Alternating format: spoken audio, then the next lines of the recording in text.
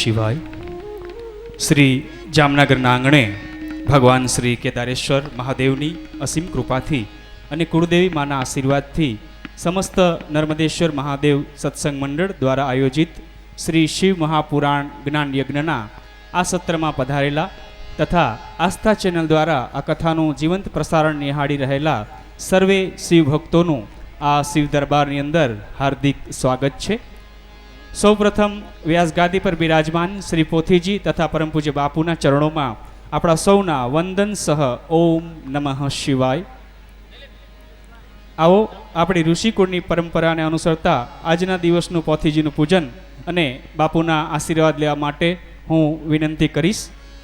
શ્રી કેસી મહેતા, શ્રી અતુલભાઈ, શ્રી દિલીપભાઈ Ahir, Shri Devayatbhai, Shri Vinodbhai R Changani અને શ્રી રણમલભાઈ નંદાણીયાને વિનંતી કરું છું કે આપ સજોડે પોથીજીનું પૂજન અને બાપુના આશીર્વાદ મેળવવા માટે ધર્મમંચ ઉપર પધારો તેવી આપને નમ્ર વિનંતી છે.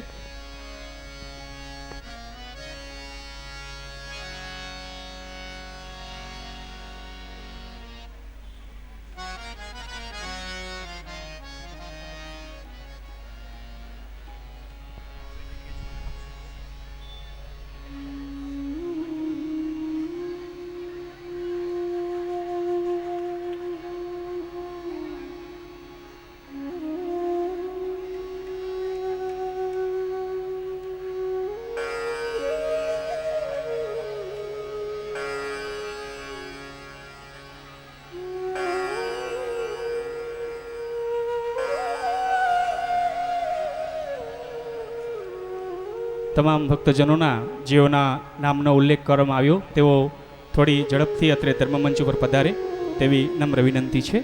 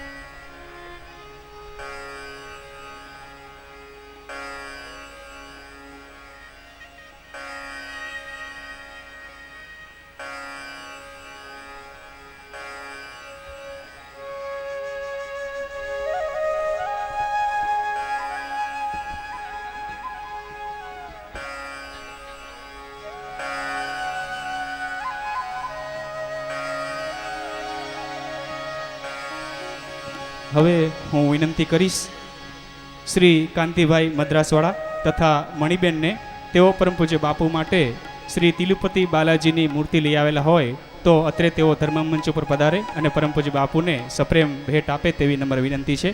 આપ શ્રીની ઈચ્છા પરમ પૂજ્ય બાપુને શ્રી તિરુપતિ બાલાજીની મૂર્તિ ભેટ આપવાની ઈચ્છા હોય તો આપને નમ્ર વિનંતી કરીએ છીએ કે આપ ધર્મમંચ ઉપર પધારો.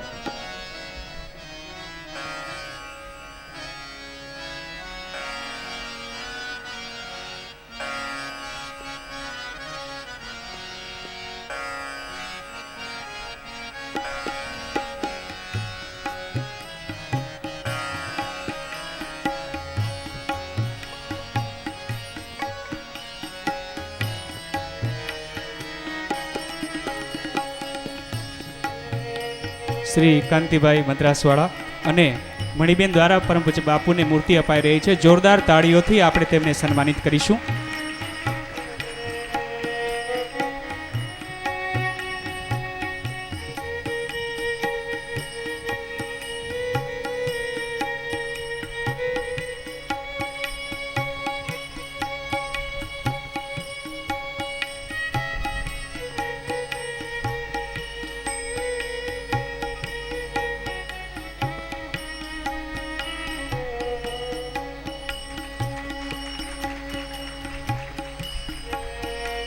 આયોજક પરિવાર દ્વારા પોથીજીનું પૂજન અને બાપુના આશીર્વાદ મેળવ્યા બાદ આવો આપણે સૌ સાથે મળી પરમ પૂજ્ય બાપુને વિનંતી કરીએ કે આપણને સૌને ભગવાન શ્રી ભોળાનાથની કથારસ ગંગાનું રસપાન કરાવે.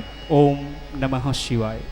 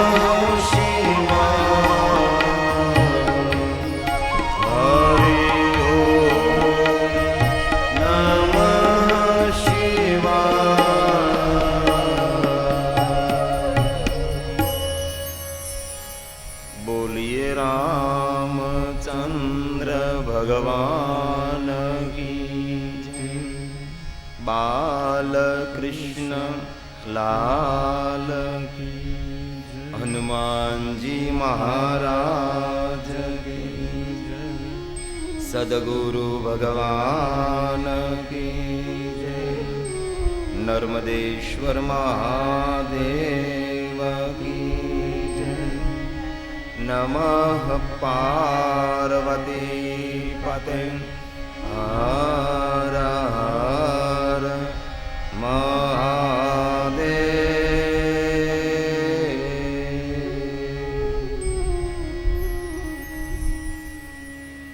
आप सभी को शुभकामनाओं के साथ भगवान महादेव की कथा में आप सबका स्वागत है। नर्मदेश्वर महादेव सत्संग मंडल आयोजित इस शिव महापुराण कथा के अंदर जो आयोजक मित्र हैं, प्रथम तो हमारे देवशी भाई चेतरिया, श्री नरसिंह भाई पटेल, अनिल भाई अनड़कट, श्री योगेश भाई वाया, श्री नयन भाई व्यास, कश्यप भाई मेहता तथा श्री रणमल भाई नंदाना सह मित्र मंडल द्वारा शिव महापुराण कथा का आयोजन हुआ है। तो आज हम सब साथ में मिलकर भगवान महादेव जी की कथा का प्रारंभ करें।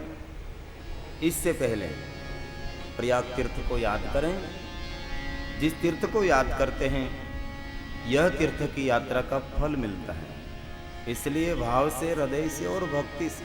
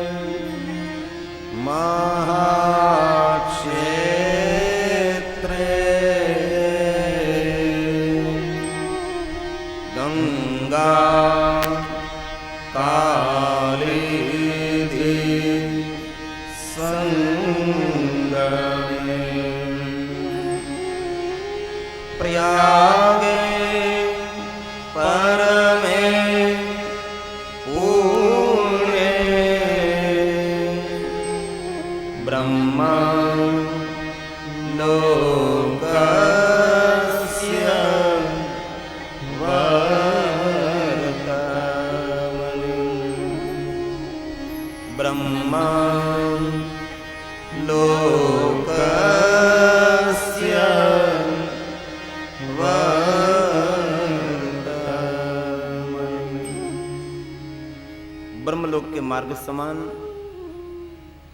प्रयाग तीर्थ के तट पर बैठकर भगवान वेदव्यास के सद शिष्य सुतजी महाराज भगवान महादेव की कथा का गान कर रहे हैं। उनके सामने असंख्य महात्मा भगवान महादेव की कथा सुनने के लिए तत्पर है। सुतजी महाराज ने कहा, मैंने जो मेरे सदगुरु भगवान वेदव्यास के मुख से सुना है वो मैं आपको सत्य सत्य कहूं। भगवान व्यास ने कहा, ए महात्माओं, सूर्य नहीं, चंद्र नहीं, वायु नहीं, तेज नहीं, आकाश नहीं, पृथ्वी नहीं, हमारी आंखों द्वारा जो हम देख रहे हैं एक भी वस्तु नहीं। निरंजन निराकार परमपिता परमात्मा आदि तत्व जिसको हम ब्रह्म तत्व कहते हैं। निराकार मोकार मुल्लम तुर्यम गिराग्नान गोतितमीशम गिरीशम करालम महाकाल कालम, ऐसे एक परमात्मा विराजमान थे। चिदानंद रूपम शिवोहम शिवोहम, निरंजन निराकार जिसको हम ब्रह्म कहते हैं। इस ब्रह्म तत्व में थे एक प्रधान पुरुष का प्रागट्य हुआ, उसके साथ एक प्रधान प्रकृति प्रकट हुई। प्रधान पुरुष को हमने कहा भगवान शिव, प्रधान प्रकृति को कहा आद्य शक्ति। सूर्य नहीं, चंद्र नहीं, वायु नहीं, तेज नहीं, आकाश नहीं, पृथ्वी नहीं, एक भी तत्व नहीं। यही समय मूल ब्रह्म स्वरूप परम पिता परमात्मा निरंजन निराकार ब्रह्म में से प्रधान पुरुष और प्रधान प्रकृति का प्रागट्य हुआ। भगवान शिव और शक्ति, भगवान शिव और शक्ति के द्वारा भगवान विष्णु का प्रागट्य हुआ। भगवान विष्णु ने 12,000 साल तक तप किया। भगवान विष्णु के तप के प्रभाव के द्वारा और भगवान महादेव की कृपा के द्वारा सूर्य, चंद्र, पृथ्वी, नक्षत्र, ग्रह जो हमारी आंखों के द्वारा हम देख रहे हैं सभी वस्तु का प्रागट्य हुआ। भगवान विष्णु के अंग में से जल प्रकट हुआ। भगवान विष्णु ने जल के अंदर शयन किया। भगवान विष्णु के नाभि में से कमल प्रकट हुआ। भगवान शिव और शक्ति के द्वारा एक पुरुष प्रकट हुआ, कमल पर उसको विराजित किया। इस पुरुष को अनेक प्रकार के प्रश्न उठे, सभी प्रश्नों के जवाब प्राप्त करने के लिए कमल के ऊपर घूम रहे। कमल के दांडले के नीचे गए और आकाशवाणी हुई, तप करो तप करो। इस पुरुष ने कमल पर तप किया। तप के प्रभाव के माध्यम से उसके सामने प्रधान पुरुष और प्रधान प्रकृति प्रकट हुई। ए पुरुष नेत्र खोलो। प्रश्न किया, मैं कौन हूं, आप कौन हैं? हम ब्रह्म तत्व में से प्रकट हुए भगवान शिव और शक्ति, प्रधान पुरुष और प्रकृति। मैं कौन हूं? हमारे द्वारा प्रकट हुए आप साक्षात इस सृष्टि के उत्पन्न करता, सृष्टा, आप ब्रह्मा जी हैं। आपके द्वारा जगत की उत्पत्ति होगी। भगवान शिव और शक्ति ने मिलकर ब्रह्मा जी को जगत उत्पन्न करने की शक्ति प्रदान की। इस ब्रह्मा जी ने सुंदर जगत को उत्पन्न किया। अनेक प्रकार की उत्पत्ति की कथा शिव महापुराण में कही गई है। उत्पत्ति कार्य संभालते संभालते ब्रह्मा जी थक गए, त्राहिमाम हो गए। ब्रह्मा जी ने रुदन किया। ब्रह्मा जी के रुदन के द्वारा भगवान शिव प्रकट हुए और भगवान शिव ने कहा, ब्रह्मा जी आपने रुदन किया, मुझे याद किया, मैं प्रकट हुआ, इसलिए आज से मेरा नाम एक रुद्र रहेगा। कहिए ब्रह्मा जी, परमात्मा आपने जगत उत्पत्ति की जिम्मेदारी हम पर सौंपी और मैंने जगत को उत्पन्न किया, लेकिन उत्पत्ति कार्य सरल बने ऐसे मुझे कोई विद्या प्रदान करे। रुद्रदेव ने कहा, ब्रह्मा आप मेरे रूप का दर्शन करें। ब्रह्मा जी ने रुद्रदेव का दर्शन किया तो रुद्र का रूप अर्धनारीश्वर रूप का दर्शन हुआ। आधे अंग में स्त्री और आधे अंग में पुरुष। ब्रह्मा ने कहा, प्रभु आप क्या संदेश कर रहे हैं? रुद्रदेव ने कहा, हे ब्रह्मा, जगत उत्पत्ति की कार्य सरल करने के लिए आप एक अंग में से पुरुष को प्रकट करें और दूसरे अंग में से एक स्त्री को प्रकट करें और मैथुनी सृष्टि का सर्जन करें। रुद्रदेव को कहने पर ब्रह्मा जी ने एक अंग में से पुरुष प्रकट किया, एक अंग में से स्त्री को प्रकट की और मैथुनी सृष्टि का सर्जन हुआ और मनु और शत्रुप के सृष्टि की महिमा गाई गई। सुंदर जगत की उत्पत्ति हुई। जैसा कर्म ऐसा फल, कर्म के बंध के अंदर बंध गई जगत की सृष्टि। रुद्रदेव ने कहा, हे ब्रह्मा आप जगत के प्रधान्य उत्पत्ति देव रहेंगे। आपने जो जगत निर्माण किया, आपने जो जगत की उत्पत्ति की, जगत का पालन पोषण भगवान विष्णु करेंगे। विष्णु विशंबर रहेंगे, सारे विश्व का भरण पोषण करके उसको हम कहते हैं विशंबर। मैं रुद्र, मैं रक्षा करूंगा। हम तीनों मिलकर इस जगत का संचालन करेंगे। आप जगत के उत्पत्ति के प्रधान्य देव कहेंगे, भगवान विष्णु पालनहार कहलाएंगे। मैं रक्षक, मैं रुद्र हूं। कहीं लोगों ने रुद्र को भक्षक मान लिया। मेरे महादेव जी रक्षक है, मेरे महादेव जी भक्षक नहीं है। महादेव जी का कार्य है जगत की रक्षा करना। और सारे समाज ने यह समझ लिया भगवान शिव का कार्य है, भगवान शंकर का कार्य है, रुद्र का कार्य है संहार करना। भगवान शंकर का कार्य संहार करना नहीं है, भगवान शंकर का कार्य है रक्षा करना। शंकर का अर्थ है शांतिकर और रुद्र का अर्थ है किसी का थोड़ा सा दुख देखकर जिसका हृदय द्रवित होता है उसको कहते हैं रुद्र। रू का अर्थ होता है प्रकाश, द्र का अर्थ होता है द्रवित। जैसे गुरु शब्द का अर्थ है, गु का अर्थ है अंधकार अज्ञान, रू का अर्थ है ज्ञान और प्रकाश। जैसे गुरु अंधकार से प्रकाश तरफ, अज्ञान से ज्ञान तरफ ले जाते हैं, जैसे गुरु शब्द का अर्थ है वैसे ही रुद्र शब्द का अर्थ है। इसलिए कभी आप मन में ऐसा विचार न करें कि रुद्र का काम है संहार करना, रुद्र का काम है रक्षा करना। इतनी सुंदर इस सृष्टि का निर्माण किया तो सृष्टि की रक्षा करने वाला तो कोई चाहिए कि नहीं? तो मेरे महादेव जी रक्षक हैं, मेरे शंकर जगत के रक्षक हैं। जब जब देव और दानवों पर दुख पड़ा तब दुख में से रक्षा भगवान शंकर ने की, भगवान महादेव ने की। हम सब जानते हैं देव और दानवों ने मिलकर समुद्र मंथन किया, कालकुट नाम का जहर निकला, पूरा जगत दुखी होने लगा। एक भयंकर जहर में से रक्षा भगवान शंकर ने की। हम सब जानते हैं जहर पिया भगवान शिव जी ने, कंठ में रखा, बाबा का नाम नीलकंठ हुआ। तारकासुर के 3 पुत्र तारकाक्ष, विद्युमाली और कमलाक्ष, तीनों राक्षसों ने ब्रह्मा जी का तप किया और ब्रह्मा जी के पास से वरदान मांगा कि ब्रह्मा जी हमारी कभी मृत्यु न हो। ब्रह्मा ने कहा मेरी सृष्टि में ऐसा कभी हो नहीं सकता, जिसका जन्म होता है उसकी मृत्यु निश्चिंत होती है। आप मृत्यु का कोई कारण मांगे। तीनों राक्षसों ने मृत्यु का कारण मांगा कि ब्रह्मा जी हमारे लिए नगर, आकाश के अंदर 3 नगर का निर्माण करें। तीनों नगर धातु का होना चाहिए और 1000 साल बीतने के बाद एक क्षण के लिए, एक पल के लिए तीनों नगर एक सिद्धि रेखा पर आए। यही समय भगवान शिव जी अपने त्रिशूल के प्रहार द्वारा तीनों नगर को एक साथ में